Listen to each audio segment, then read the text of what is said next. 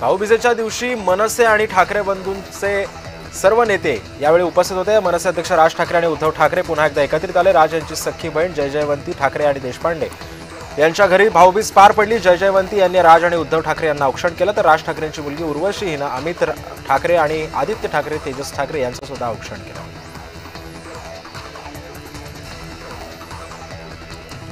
दिवाळीच्या पाडव्यानंतर आता आज सर्वत्र भाऊबीज साजरी करण्यात आली। राजकीय घरांमध्ये सुद्धा सणांचा उत्साह पाहायला मिळाला। अमरावतीमध्ये काँग्रेसच्या नेत्या आणि माजी मंत्री यशोमती ठाकूर यांनी काँग्रेसचे खासदार बळवंत वानखेडे यांना ओवाळणी घालत भाऊबीज साजरी केली।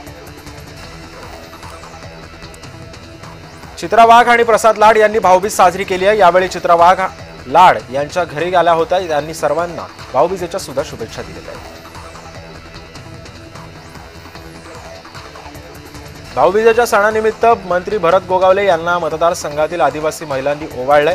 यावेळी गोगावलेंनी महिलांना भेटवस्तू सुद्धा दिलेल्या आहेत।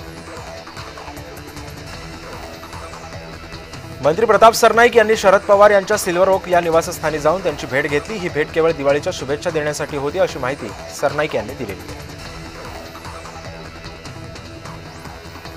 रवींद्र धंगेकरांनी एक्स अकाउंटवरील शिवसेनेचा कव्हर फोटो हटवलाय। त्याऐवजी फक्त पुणेकर फर्स्ट आणि सत्यमेव जयते असं लिहिलेलं आहे।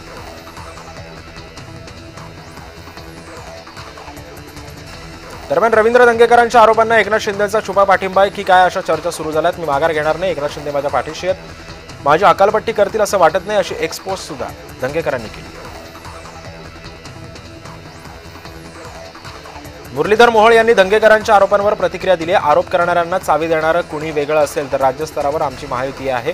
आरोप करणाऱ्यांचे कागद आधी तपासा। व्हायरल व्हिडिओ प्रकरणी आता स्पष्टीकरण दिले असं आव्हान आरोपांवर मुरलीधर मोहोळ यांनी धंगेकरांवर निशाणा साधला। पुण्यामध्ये मोहोळ आणि धंगेकर यांच्यामध्ये व्हिडिओ वॉर सध्या सुरू आहे। मोहोळ यांच्या घर विक्रीचा जाहिरात करतानाचा व्हिडिओ धंगेकरांनी ट्विट केला, तर धंगेकरांचा कापड दुकान विक्रीमधला व्हिडिओ सुद्धा समोर आणलाय। त्यामुळे या सांगण्यावरून मी दुकानामध्ये व्हिडिओ बनवल्याचं स्पष्टीकरण धंगेकरांनी दिलेलं आहे। काँग्रेसच्या पाठिंब्यावर एकदा मुख्यमंत्री पद मिळालं, आता परत मिळणं शक्य नाही। त्यामुळे उद्धव ठाकरेंना काँग्रेसची गरज राहिलेली नाहीये। संपलेला पक्ष अशी ज्यांची हेटाळणी केली तोच राज ठाकरेंचा पक्ष अस्तित्वापुरती साथ देऊ शकतो असं वाटू लागलं अशी टीका केशव उपाध्यायांनी केली आहे।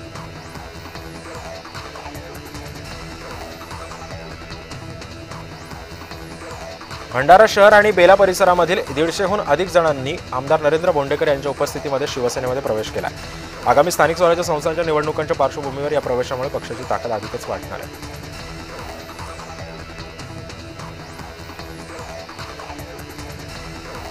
नागपूर जिल्ह्यामध्ये काँग्रेसला वगळून भाजप विरोधी आघाडी स्थापन करण्याचा प्रयत्न शरद पवार गटाकडून सध्या सुरू आहे। सेक्युलर पक्षाला एकत्रित करून येणाऱ्या निवडणुकीला सामोरं जाण्याचा प्रयत्न असल्याचं जिल्हाध्यक्ष प्रवीण कुंटे यांनी म्हटलेलं आहे।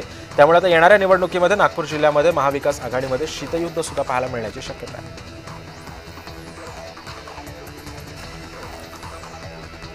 मुख्यमंत्री देवेंद्र फडणवीसांनी नागपुरातील कालीमातेचं दर्शन घेतलंय। मुख्यमंत्री दरवर्षी न चुकता कालीमातेचं दर्शन घेतात।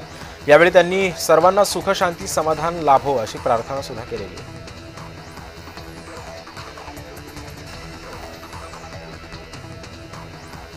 माजी केंद्रीय मंत्री नारायण राणे यांनी उपमुख्यमंत्री एकनाथ शिंदे यांची त्यांच्या घरी जाऊन भेट घेतली। यावेळी शिवसेना आमदार निलेश राणे आणि खासदार श्रीकांत शिंदे सुद्धा उपस्थित होते।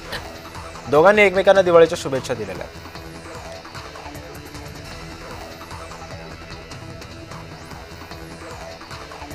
जळगावच्या पाळधी गावामध्ये स्नेहमिलन कार्यक्रमाचं आयोजन करण्यात आलं होतं। यावेळी मंत्री गुलाबराव पाटील यांनी जुन्या मित्रांसोबत दिवाळी साजरी करत आठवणींना उजाळा दिला।